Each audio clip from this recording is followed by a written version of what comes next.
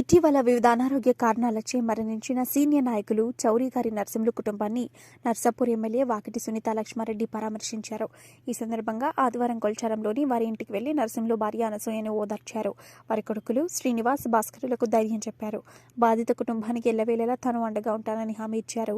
ఈ కార్యక్రమంలో మాజీ జెడ్పీటీసీ శ్రీనివాస్ రెడ్డి, డీసీఎంఎస్ మాజీ vice chairman Indrasenareddy, Medak market committee మాజీ డైరెక్టర్ కరెంటు రాజాగౌడ్, టీఆర్ఎస్ జిల్లా నాయకులు ముత్యం ప్రవీణ్ కుమార్, మాజీ ఉప సర్పంచులు చౌరి గారి చిన్నరాములు, నింగుల చెన్నయ్య, చింతల గారి కృష్ణ, చౌడి గారి అంజయ్య, ఆశన్న గారి అంజయ్య, కాండ్రా వెంకటేశం తదితరులు పాల్గొన్నారు.